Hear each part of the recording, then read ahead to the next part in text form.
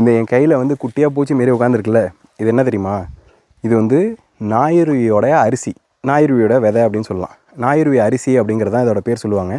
எப்படி வந்து நம்ம நெல் விதையிலலாம் வந்து உள்ளர வந்து நெல் இருக்கோ அதேமாரி இதில் இருக்கும். அதுமாரி குட்டி குட்டி குட்டி குட்டியாக இருக்கும் இதோடைய விதை.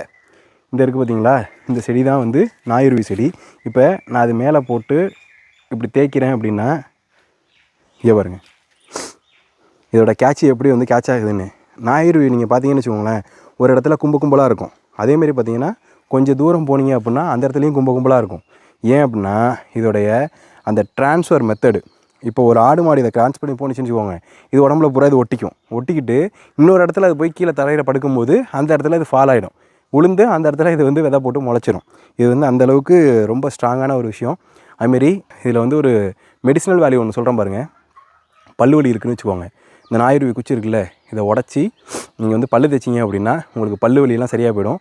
அதேமாரி ஈரில் வர பிரச்சனை எல்லாமே வந்து கம்ஸ் ரிலேட்டடான ப்ராப்ளம் எல்லாமே சரியாக போயிடும். அதுமாரி இலையை பறித்து மெல்லணும்னு சொல்லுவாங்க, அதெல்லாம் வந்து ரொம்ப தோற்பு கசப்பாக இருக்கும், ரொம்ப கஷ்டமாக இருக்கும். ஆனால் குச்சியில் பல்லு வளர்க்குறதுங்கிறது ஈஸி தான். காலையில் நம்ம டூத் பேஸ்ட்டு ப்ரஷ் இதெல்லாம் யூஸ் பண்ணுறதுக்கு இதை நம்ம பண்ணோம் அப்படின்னா ரொம்பவே சௌகரியமாயிரும், சூப்பராக இருக்கும். இங்கே பாருங்கள், கிராஸ் பண்ணி வந்துட்டு என் மேலே ஃபுல்லாக ஒட்டியிருக்காரு. இது வந்து இதோடைய ரீப்ரொடக்ஷன் மெத்தடு. நாயுருவி அரிசியும் ரொம்ப வந்து மெடிசினல் வேல்யூ உள்ளது. நாயுருவி பற்றி உங்களுக்கு ஏதாவது இன்ஃபர்மேஷன் தெரிஞ்சு அப்படின்னா நம்ம வீடியோ கீழே வந்து கமெண்ட்டில் சொல்லுங்கள்.